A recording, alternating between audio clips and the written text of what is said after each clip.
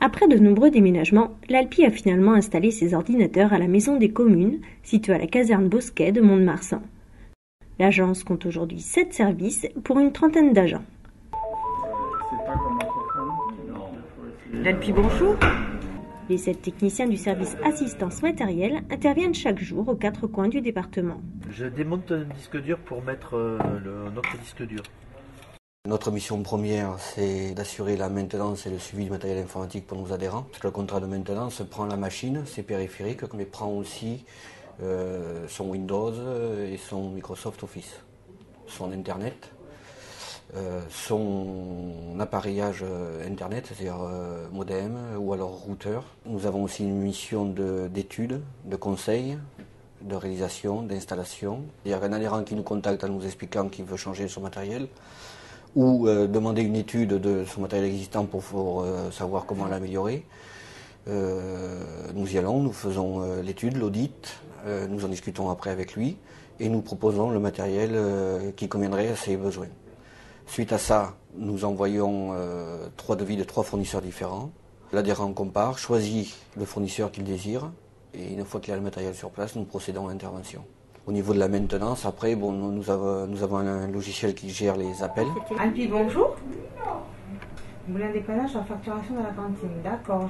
Suite à ces appels-là, nous faisons une première constatation par téléphone avec lui de la panne, si ça nécessite le déplacement ou pas. Si ça nécessite le déplacement d'un technicien, nous allons sur place, nous effectuons la réparation. Si ce n'est pas possible de faire ça sur place, nous prêtons du matériel équivalent pour pas que la collectivité reste en panne.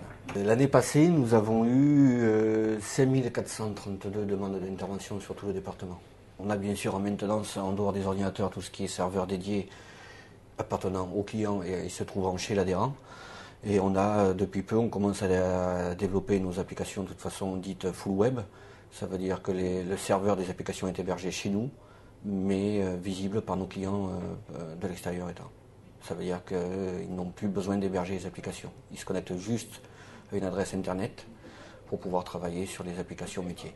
On a une salle blanche à l'Alpi, c'est une salle informatique sécurisée, climatisée, électricité redondante. Et nous avons à l'heure actuelle entre 40 et 45 serveurs hébergés dans cette salle. Tout ça prend de la place, a une forte consommation en énergie électrique. Donc pour pallier à ce problème, nous avons décidé cette année, et nous sommes en train de le faire, de virtualiser nos serveurs. C'est-à-dire qu'en fait, sur un gros serveur, on en héberge plusieurs. On va mettre en place, pour ceux qui le désirent, des sauvegardes déportées. C'est-à-dire qu'on a déjà, pour nos adhérents qui ont chez nous des logiciels métiers, des sauvegardes centralisées qui se font toutes les nuits. Maintenant, pour ceux qui le désirent, on va être capable de pouvoir leur héberger leur serveur de sauvegarde. Les sauvegardes sont envoyées directement sur des serveurs chez nous par la fibre optique. Voilà, ils ont leur sauvegarde sur place, chez eux, mais en cas de pépin, il y a un secours ici dans notre salle blanche. Le service assistance logicielle compte également 7 techniciens. Créé pour aider à l'informatisation des petites communes, il distribue aux collectivités des logiciels dits de métier. Accueil. Donc là, par contre, il faut quitter pour pouvoir revenir à la bannière d'identification. Nous avons 23 logiciels qui vont de la naissance à la mort, puisque nous avons l'état civil, la compta, la paye, les élections, la gestion de l'aide sociale, la gestion de l'enfance, la gestion de l'eau, l'urbanisme et les cimetières. Le choix des logiciels se fait par appel d'offres. Le cahier des charges est établi avec l'aide des collectivités. Sur ces logiciels, nous assurons l'installation, le paramétrage, la formation. En général, nous faisons une première formation individuelle. Ensuite, dans l'année, on fait des formations collectives sur des points précis. Et ensuite, nous assurons l'assistance téléphonique ou par télémanence dans nos bureaux. Alors, le choix des nouveaux logiciels se fait à la demande des collectivités. Elles ont un besoin, elles sont plusieurs à avoir un même besoin. Dans ces cas-là, on travaille avec elles pour établir le cahier des charges, lancer le marché, etc.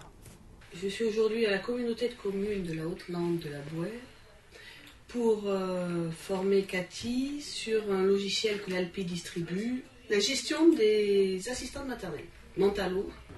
On l'a fait à la demande de la CAF et le cahier des charges de ce logiciel a été fait avec la CAF. Je ne connais pas du tout ce logiciel, j'ai déjà travaillé en structure petite enfance mais pas dans un relais assistante maternelle, donc je découvre le logiciel Mentalo.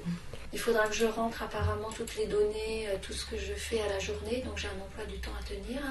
Et à partir de cet emploi du temps, les statistiques pourront se calculer d'elles-mêmes. C'est ça. Dès sa création, l'ALPI a proposé des formations. Aujourd'hui, ce service compte 4 membres et forme plus de 2500 stagiaires par an. La base de données sur les messieurs pour fusionner uniquement les gens avec le titre messieurs. Donc on fait des formations essentiellement sur la bureautique, beaucoup sur le pack office, Word, Excel, PowerPoint, Publisher, Access. Mais depuis quelques mois, beaucoup de demandes sur des logiciels libres, toujours en bureautique, essentiellement OpenOffice.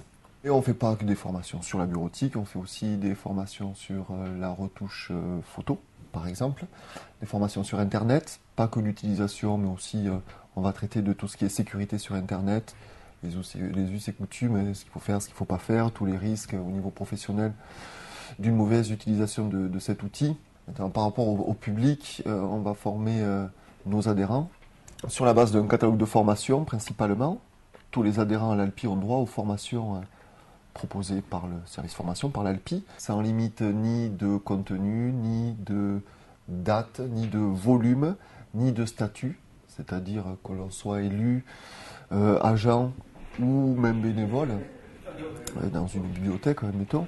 Bien entendu, on a droit à toutes nos formations, mais on peut aussi faire des formations à la demande, c'est-à-dire hors catalogue, où ici une structure a un besoin urgent, ou pas d'ailleurs, mais sur un sujet bien précis, et un sujet qui ne serait pas proposé dans le catalogue. Dans ces cas-là, on va monter des sessions avec cette structure, et on va faire des formations individualisées. On a tout niveau, mais on ne forme pas que les adhérents de l'ALPI, puisqu'on a des conventions, par exemple avec la Chambre de métier de l'artisanat des Landes, où on va former les artisans et les commerçants.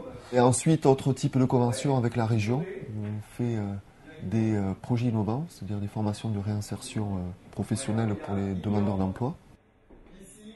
On va proposer ces formations sur tout le département, à l'ALPI bien sûr, puisqu'on a 2 salles de formation entièrement équipées, mais aussi sur des lieux distants comme les ateliers multiservices informatiques qui vont nous prêter leur salle pour qu'on puisse rayonner et proposer au plus près des demandes nos formations.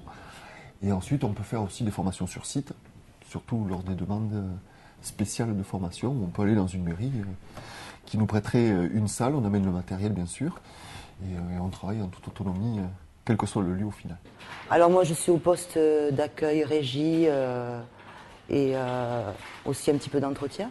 Et donc là, moi, je viens surtout pour me former, puisque vu mon âge, je n'ai pas eu de formation informatique. Donc j'ai appris sur le tas, et donc au fur et à mesure des formations, je viens pour essayer d'être au top surtout. Ah, pour moi, c'est très bien. C'est très bien, c'est très bien expliqué. Et moi, ça me convient parfaitement. Et je le mets en application en suivant. Les services administratifs assurent le fonctionnement quotidien de la structure. Cela va de la gestion du personnel à la gestion financière, en passant par la comptabilité et la facturation auprès des structures. Il est en permanence en contact avec les adhérents pour répondre à leurs questions non techniques. Dès 1996, l'ALPI a créé son site, l'un des tout premiers du département. Fin 2006, un service dédié Web Public 40 a été mis en place. Il a depuis réalisé environ 80 sites pour des communes, des communautés de communes, mais aussi par exemple le lycée d'Espiau de Mont-de-Marsan ou encore le centre hospitalier de Dax. La création du service Web Public 40 a été motivée par la demande des élus, qui est allée en s'accroissant, et on a cherché une réponse la plus adaptée possible. On a dû faire face à la fois à la demande des élus et aussi à l'évolution des techniques. On est donc dans le cadre, comme dans toutes les activités de l'ALPI, sur une plateforme mutualisée. On essaye de développer, de proposer dans nos sites des téléservices du genre location de salles municipales, des formulaires d'état civil. On a mis en place le guide des droits et démarches. Et essayer de développer aussi l'aspect information. Donc, puisque des études nous montrent évidemment que l'internaute qui se dirige sur un site public va chercher des services et de l'info. Qui dit site public dit un certain nombre de contraintes. Un dossier sur lequel on travaille depuis plusieurs années, c'est sur l'accessibilité aux malvoyants. Et puis enfin, tous nos sites vont disposer à terme de la vocalisation. Le diplôme, collectivité partenaire 2000. Puisqu'un site internet doit être vivant et à jour régulièrement. Et donc c'est pour ça qu'on s'est retourné vers l'ALPI. Parce qu'on cherchait avant tout un professionnel. On n'avait pas de gros moyens financiers à mettre. Et on avait quelque chose de toute façon tout prêt au service des communes. Donc on est passé directement à l'ALPI. Lorsque l'association landaise pour l'informatique est devenue un syndicat mixte en 2004, Landes Publiques a été créé. Cet extranet départemental est le fruit d'une collaboration avec le Centre de gestion des Landes, l'Agence départementale d'aide aux collectivités locales et l'Association des maires. Avec l'aide de ces partenaires, on a souhaité donc monter un espace qui allait accompagner l'effort de dématérialisation, l'effort d'accélération des téléprocédures dans les administrations françaises, en particulier les collectivités locales. Donc. Il s'agissait de limiter l'usage de la reprographie, l'usage du routage, bref, la consommation de papier. On a proposé très rapidement un certain nombre d'outils pour les collectivités, alors des outils de messagerie, des outils de communication, des applications en ligne, plus tard des plateformes de dématérialisation, afin que les collectivités n'aient pas trop, je dirais, de dépenses. Par rapport à la dématérialisation, il a fallu proposer des solutions mutualisées. Et puis il y a eu la plateforme de dématérialisation du contrôle de légalité. Au-delà de tous ces aspects un peu administratifs, on a souhaité donner un aspect beaucoup plus vivant à l'extranet départemental et très rapidement c'est passé par l'idée de mettre en place une ligne éditoriale qui avait pour but essentiel de mettre en valeur les différentes initiatives qui avaient cours sur le département en matière de services publics, de manière générale, pour que les collectivités puissent être à un moment donné mises en avant, que ce soit à destination d'autres collectivités, peut-être pour les inspirer dans leur futurs projets. Et puis également une ligne éditoriale de façon à promouvoir le service public auprès du grand public, puisque au sein de Landes Publiques, nous avons également une partie où tout un chacun peut se connecter. Très rapidement, un certain nombre de partenaires ont décidé de bénéficier de la technologie Landes Publiques et en particulier de sa banque de comptes. C'est un côté extrêmement pratique puisque c'est une vitrine qui s'ouvre à un public qui n'est pas forcément notre public. Si nous avions un site complètement conservatoire des Landes, les parents d'élèves le regarderaient, mais ça resterait un peu fermé sur lui-même. L'extranet, c'est une ouverture à tous les acteurs de la vie locale, tous les élus. Donc pour nous, c'est évidemment fondamental d'y être présent. Pleine modernité. Depuis cette année, le site de Landes Publiques s'est enrichi grâce à des vidéos. Ces reportages, qui mettent en valeur des initiatives prises par les adhérents de l'ALPI, ont déjà été visionnés près de 5000 fois.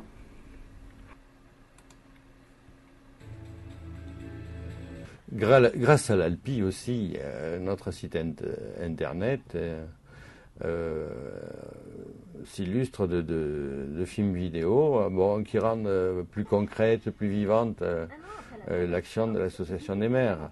Avec le concours de l'ALPI, on est un peu plus performant qu'on ne l'était jusqu'à l'heure pour faire savoir ce que l'on fait et surtout pour rendre vivant et concret.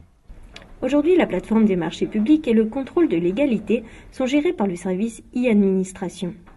Donc on aide les collectivités à mettre en place leur publicité sur les marchés publics, mais surtout on les forme pour qu'ils soient autonomes au niveau de l'utilisation de la plateforme, donc, que ce soit pour le contrôle légalité ou pour les marchés publics. Donc je vais vous remettre un certificat d'authentification qui va vous permettre de télétransmettre tous les actes soumis au contrôle de légalité via une plateforme. Donc ce certificat est personnel, il va vous être attribué, donc vous allez rentrer tout à l'heure un code PIN qu'il ne faudra pas prêter, qu'il ne faudra pas donner, qu'il ne faudra pas céder. D'accord ? Je suis dans ma mairie et que les questions c'est plus facile de les poser et c'est plus concret. Oui, c'est bien. Parce qu'on gagne du temps sur le trajet, sur tout, sur la journée, quoi. Ça permet, c'est au milieu du travail, donc je peux travailler juste après. C'est très pratique, oui. Nous avons aussi en charge dans le service le projet Econito, donc qui est une plateforme collaborative entre enseignants et surtout parents, ce qui permet en fait d'avoir une plateforme internet sur les agendas de l'école, développer le carnet de liaison numérique. Donc nous sommes en charge d'une centaine actuellement d'écoles. Donc dans le cadre du développement de la visioconférence dans les départements qui a été lancé depuis l'année dernière, le service est aussi en charge de développer un système de réservation en ligne qui sera bientôt disponible sur visioland.fr. Donc cette réservation consiste en fait à pouvoir réserver une salle sur différents points du département qui seront principalement situés dans les ateliers multiservices.